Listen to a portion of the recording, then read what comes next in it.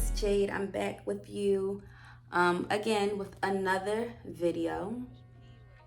It's been a long time coming, you guys. I don't even know the last time I put a video out, but I wanted to get to you guys with this video because I've been created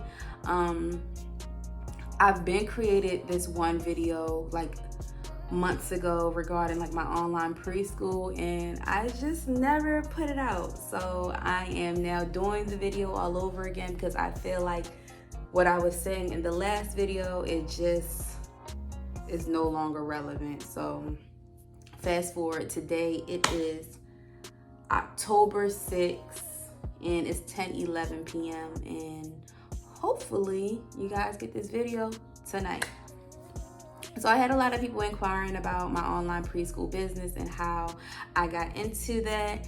And we're gonna jump right into that after I just give you guys an update about my schooling. So a lot of my followers, a lot of my subscribers, you guys are here from my WGU content. So let's just get into an update with my schooling, right?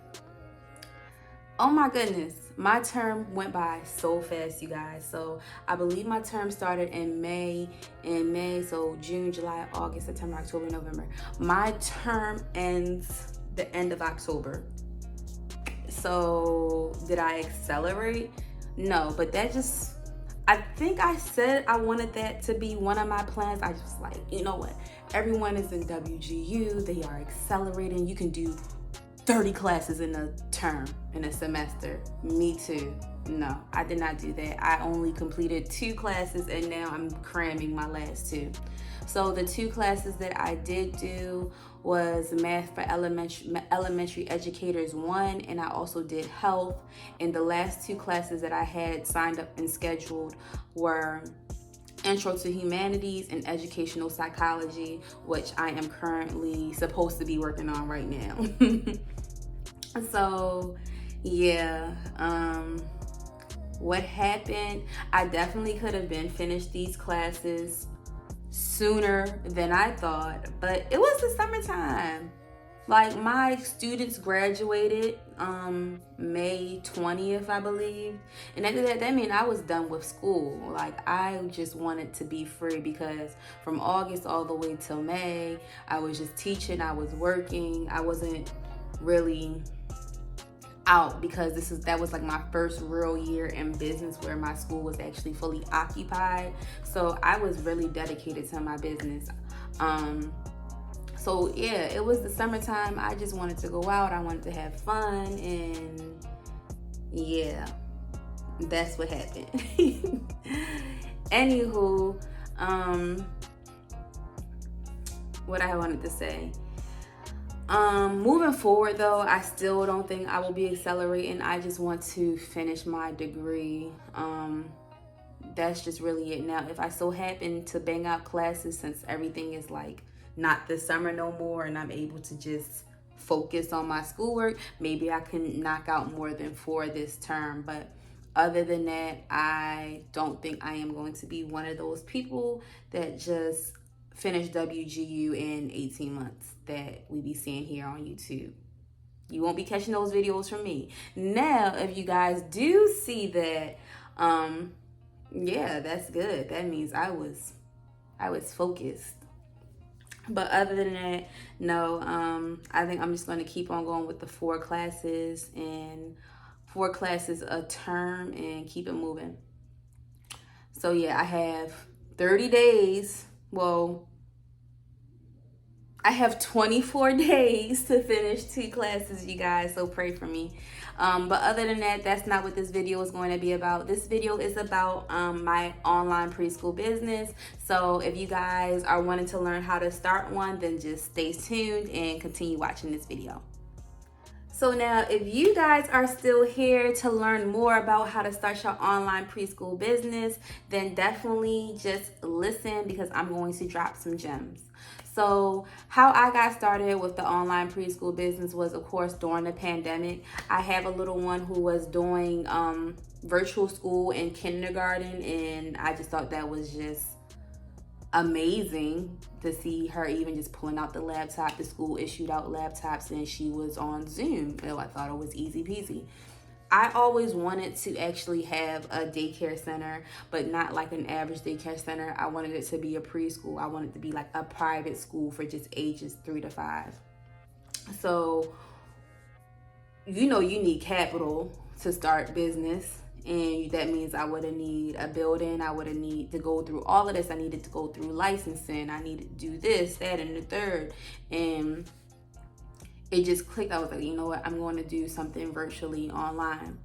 So once I started saying it, it's like the algorithm on my phone started just picking up on it. And I wound up finding a great group of women who actually were, interested in this idea too. So I wound up really looking into this more. I started researching, and this was kind of foreign land. Nobody really was doing this. It was some people doing it, but no one was really doing it. So I had this thought since 2020, and I started it I really got serious like in 2021.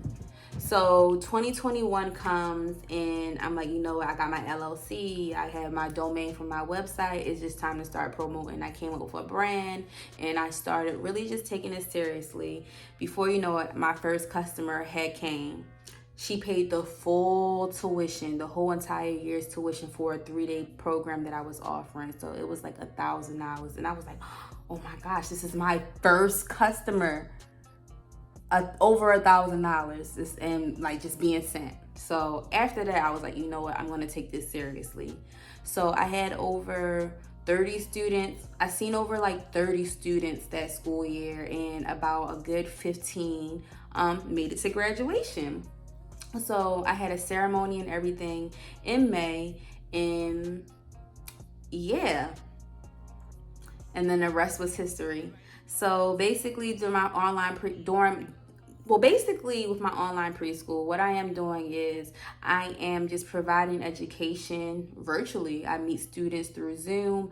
I had students from all across the United States. So I had students in Alaska, California, Arizona, you name it. I was being able to reach so many different families and provide them education with a simple backdrop. So we would do our days of the week. We'll sing Monday, Tuesday, like we'll sing that song. Up here, I'll usually have like the letter of the week, today's date, and we just did everything that a traditional preschool would do. And what I want to say is I really did have a great experience doing it, because the classes were only 30 minutes. So I had a lot of freedom last year, and I was making a nice decent amount of money. I was making really good money actually for only like for 30 minutes a day. So nonetheless, and I thought I wanted to do that this year. And I was actually attempting, because I was just thinking to myself, okay, I did it last year. You might as well go ahead and just keep it pushing. So boom, fast forward to this year, I had about 10 people register. They paid their registration fees and everything, but I didn't do it the same way I did last year. Last year, I actually had a virtual assistant who was actually reaching out to people and hawking them down for their money. I thought I can do it by myself this year. That was mistake number one. I should have kept it the same, what I was doing last year.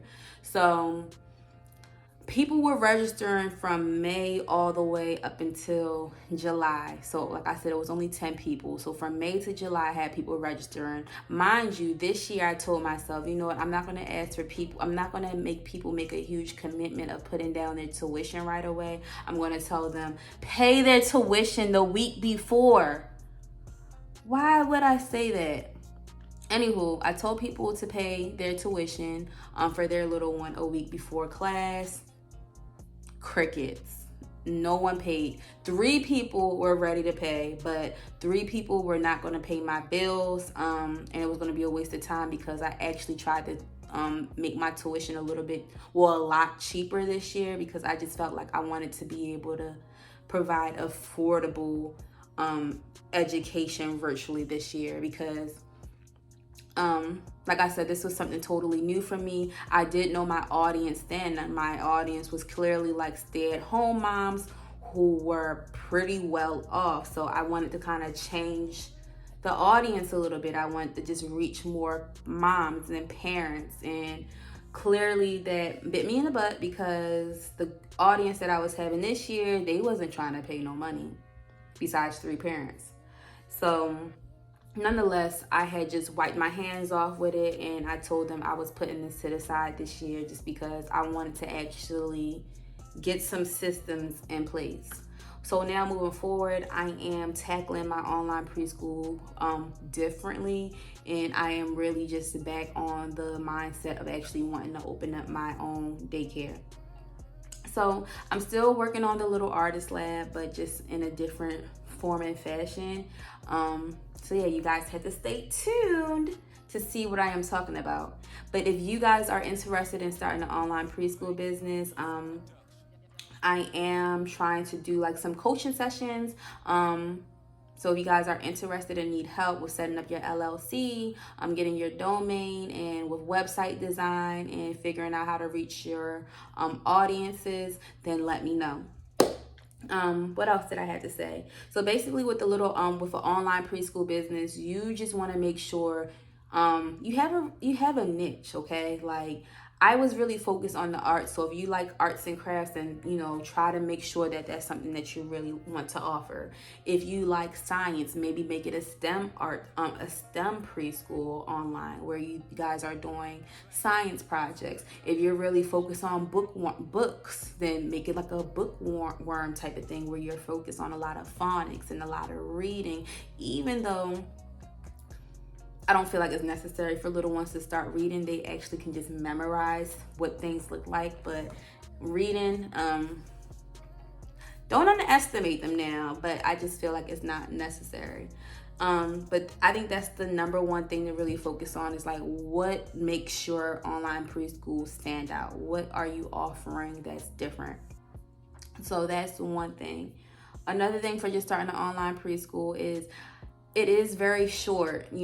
Classes are short. So if you are still working, I recommend definitely keeping your job and just finding an allotted time where you are able to dedicate your classes to. So for example, last year if I was still working, a lot of my classes were in like the midday. It was like at 11. I had one class at 11:45 and I had another class at 1 o'clock. So it'll be 11:45 to 12:15. Then I had the second class, which was 1 to 1:30.